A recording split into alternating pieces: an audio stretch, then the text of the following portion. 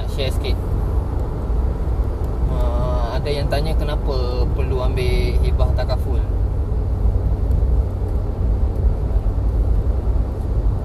So kita akan jawab kenapa jadi macam ni. Assalamualaikum Fik.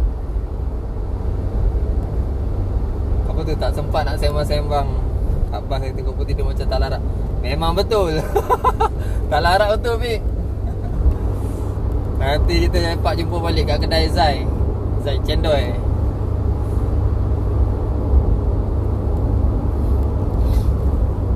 Kau kat mana Fik? Kerja mana tu? So okay, sambung balik.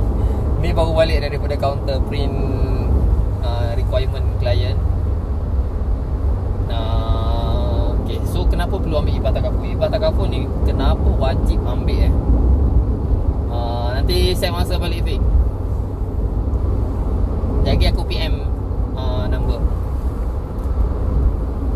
Okay, kenapa perlu ambil hibah takaful? Konsep dia macam ni. Kita katakan gaji kita tu, gaji kita sekarang ni, berapa income kita sekarang ni? Setiap orang berbeza-beza kan. Tak Subang baru settle kerja. Tak apa, sambung kerja kau. InsyaAllah Fik, nanti kita settle. Kerja aku macam ni je lah, around ziarah orang. So katakan gaji kita sekarang ni 5,000 sebulan. 5,000 sebulan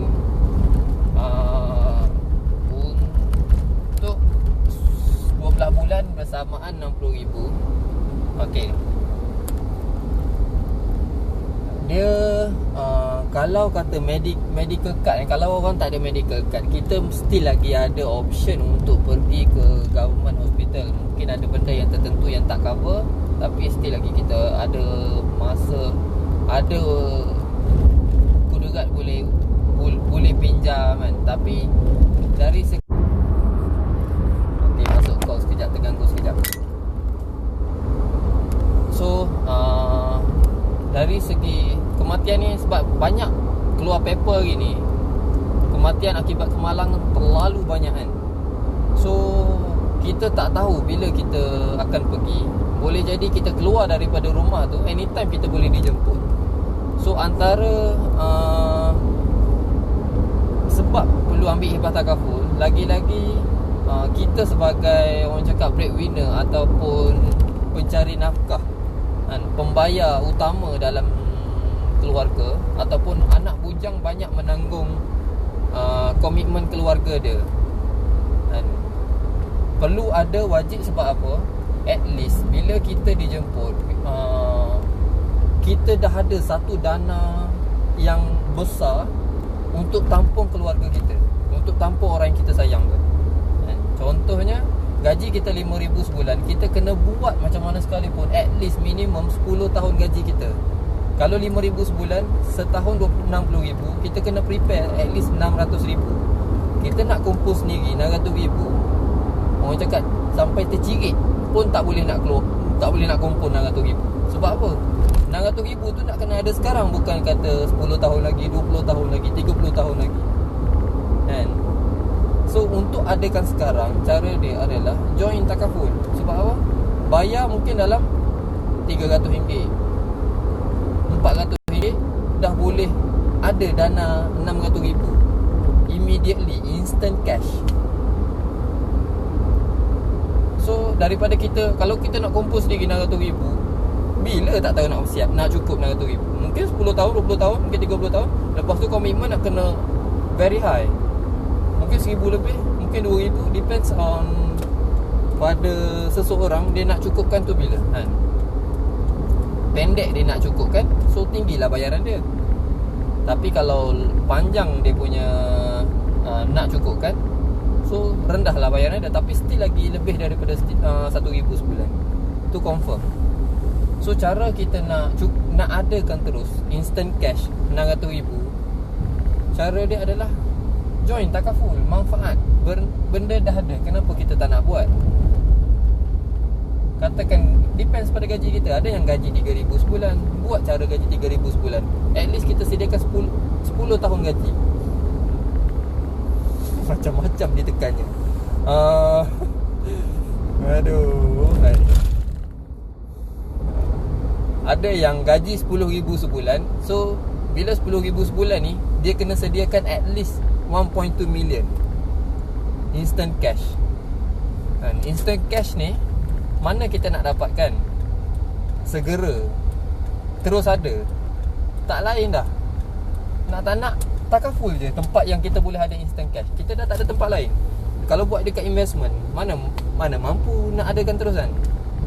Tu antara sebab perlu ada. Satu lagi, bila selepas kematian, proses untuk cairkan harta yang terbeku sangat lama. Lepas tu satu hal, costing sangat tinggi. Sebab satu lagi, waris kita kadang-kadang ada yang tak tahu. Macam-macam orang tekan. Waris kita tak tahu nak urus pusaka. So nak urus pusaka pula hanya pada waktu bekerja. Dan perlu keluar costing dari segi bayaran guaman, bayaran nak turun naik. Ada yang duduk di KL, kerja di KL, tapi hartanah perlu diselesaikan tu di kampung, di Perlis katakan. So costing ulang-alik tu pun dah costing. Ramai kita yang tak sedar, tak terfikir pun pasal benda tu. Tapi itulah realiti. Muhammad Hafiz, betul? Habis-habis baru buat hibah. Polisi pun baru dapat ni. So itulah. Baru-baru ni pun kita baru kes viral kan, artis di Malaysia. Apa-apa kita doakan semoga Allah mudahkanlah urusan waris arwah tu untuk settlekan, so, tanpa ada apa-apa pergaduhan. Tapi itulah realiti ni. Harta ni, manusia ni boleh kelabu mata.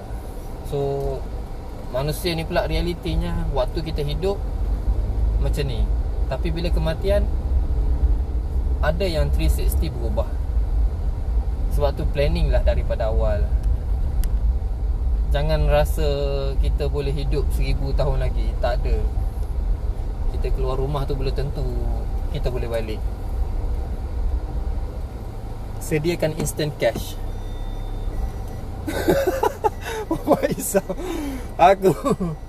Aku puas-puas aja saya. Aku tak tahu pun tiba-tiba boleh keluar banyak-banyak benda ni. Puas-puas sambil-sambil on the way balik rumah nak ambil kasut futsal ni. Saja share sikit. Aduh.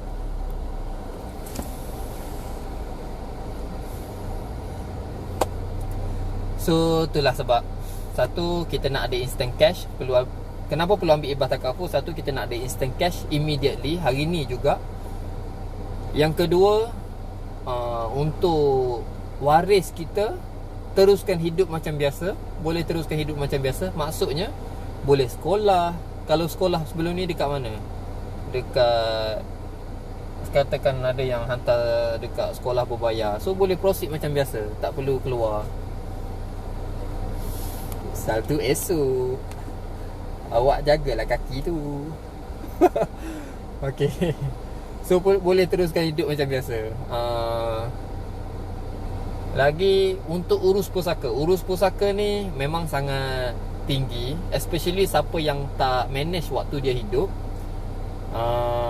Maksudnya macam mana? Dia tak rancang. Katakan dia ada rumah, dia ada hartanah, dia ada duit dalam unit trust, duit dalam KWSP. Dia tak urus dari segi macam mana rumah tu dah dihibahkan ke belum. Satu, kalau dalam KWSP dia dah buat penama ke belum, penama wasi kan. Yang lepas tu unit trust, ada yang masuk public mutual, apa-apa jalan.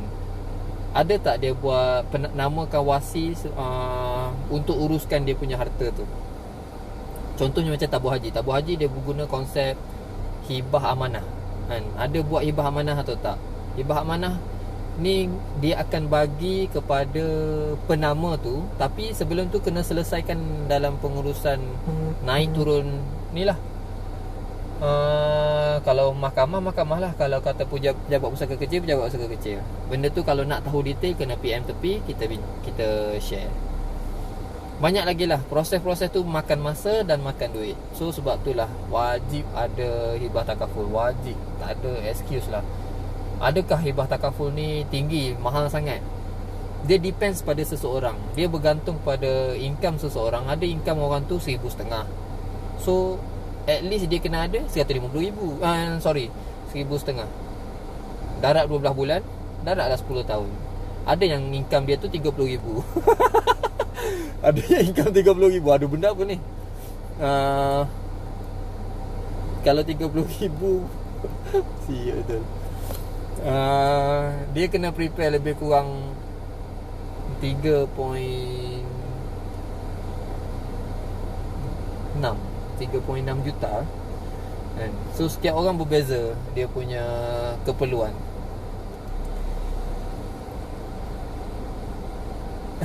So banyak pula orang tekan-tekan ni.